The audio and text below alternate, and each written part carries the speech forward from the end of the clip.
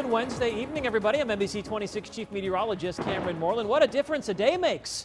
Yesterday, we were tracking thunderstorms and some tornadoes across central and northeast Wisconsin. Today, we're tracking blue skies and fair weather cumulus clouds and cooler temperatures. After highs in the 80s yesterday, most of us were struggling to hit that 80-degree mark this afternoon. Right now, it's 77 degrees in Green Bay, 74 in Wausau, only 70 in Land O'Lakes. A little taste of September across the Northwoods. Your evening planner calls for any fair weather cumulus clouds to dissipate. Temperatures will be holding in the 70s through 7 o'clock.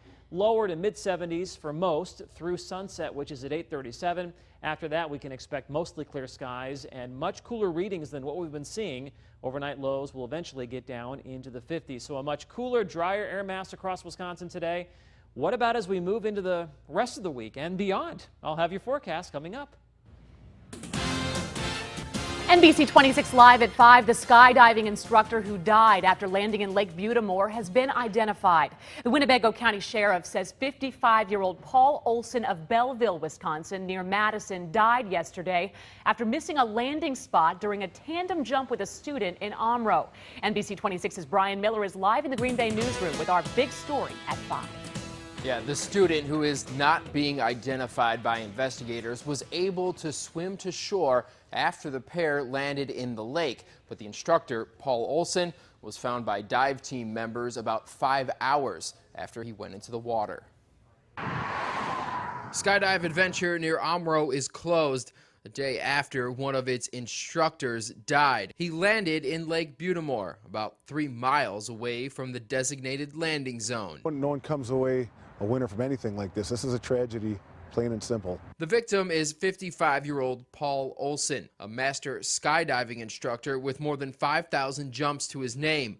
Olson posted these videos to YouTube. Olson is in the rear. It was a jump just like this that went tragically wrong for Olson Tuesday. Deputies say a sudden thunderstorm could have blown Olson off course, but that might not be the only factor. The sheriff's office, along with the FAA and other agencies, are working to find out what went wrong. We have to recreate basically the whole scene of events to give us an accurate picture of what actually occurred that day. The investigation began Tuesday afternoon, even as dive team members searched for Olson's body. Police inspected the plane and interviewed the student who survived the jump. The owners of Sky Adventures say they're devastated but did not want to talk on camera. Now, this investigation could take several days. Meanwhile, Skydive Adventure remains closed and no word on when the company will resume skydiving lessons. Live in the Green Bay newsroom, Brian Miller, NBC26. 3 people are hurt after an ambulance flips over on Highway 26. It happened this afternoon in Fond du Lac County, just south of Rosendale. Officers say the ambulance driver was traveling north when he hit a culvert and flipped the vehicle. 5 healthcare employees were inside and 3 of them were taken to the hospital.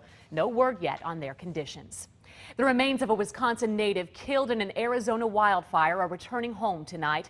Firefighters from Illinois and Wisconsin will be on hand to salute Anthony Rose when he arrives at the Waukegan airport. His pregnant fiancee, who's from Racine, will also be on board the plane. Rose was one of the 19 firefighters who was killed in the wildfire last week. Covering America Live at 5, survivors of the Boston Marathon bombing and families of victims watched today as accused bomber Jahar Zarnaya was arraigned this afternoon in federal court in Boston. NBC's Chris Pallone was there and has this report. The man charged with carrying out the Boston Marathon bombing arrived at the city's federal courthouse under heavy guard Wednesday morning. As the hearing drew near, police officers from MIT and the city of Somerville lined up across from federal court, a silent sign of support for Officer Sean Collier. Johar Tsarnaev is charged in his shooting death. Inside, it was the 19-year-old's first public appearance since being captured by police April 19th as he lay injured inside a dry-docked boat in a Boston suburb. The hearing lasted just 7 minutes. Tsarnaev, dressed in an orange jumpsuit, sporting long hair and a splint on one arm, leaned forward into a microphone and said not guilty 7 times as the charges were read to him. He looked at relatives often and smiled at them from the defense table. At one point, his sister mouthed to him, "I love you, Jahar." About 30 victims and their families attended the arraignment. Tsarnaev faces 30 counts, including using a weapon of mass destruction in the bombing that killed 3 people and wounded more than 260. Prosecutors say he and his brother Tamerlan carried out the bombing to avenge what they call the federal government's killing of innocent Muslims. Tamerlan Tsarnaev died in a shootout with police. The U.S. Attorney's Office invited victims and their families to attend Tsarnaev's arraignment. Liz Norden was among those in court. Her sons JP and Paul both lost legs in the marathon blasts. I don't know if I hate him. I hate what was done to my boys, because it is true. How do you hate somebody that you don't know? Norden, like so many others, hoping to find answers to questions that have haunted this community for months. Chris Pallone, NBC News, Boston. George Zimmerman will not testify in his second-degree murder trial. The defense in the trial rested its case today.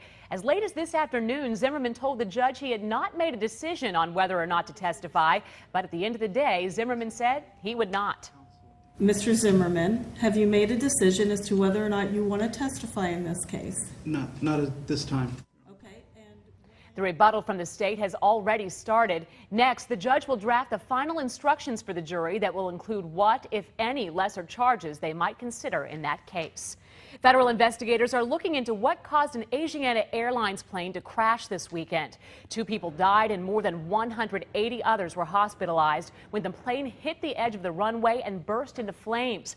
A veteran pilot was at the controls, but he was still in training on the Boeing 777.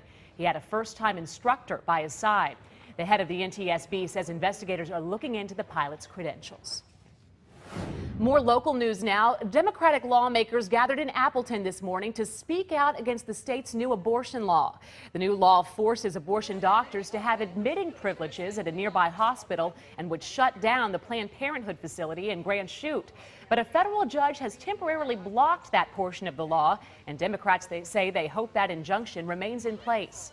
We feel that this practice that's being proposed here today is is a violation of people's personal privacy. It's a violation of women's own personal health decisions that should be made between them and their doctor. Oshkosh Representative Gordon Hintz says he also opposes a law requiring that a woman get an ultrasound before having an abortion.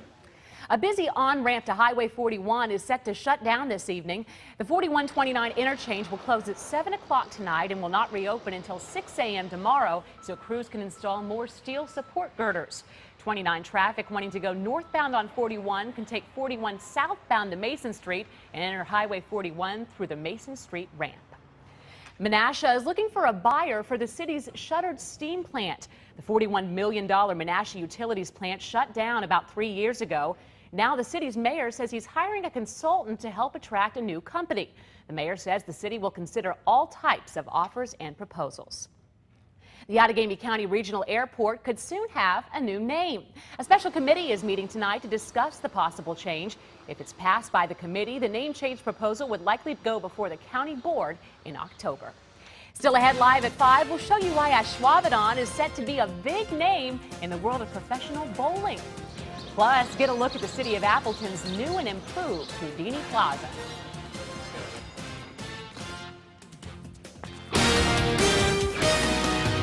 NBC26 Live at 5 with Casey Hott, Chief Meteorologist Cameron Moreland, and Sports Director Larry McCarran. This is NBC26 Live at 5, your official Packers station.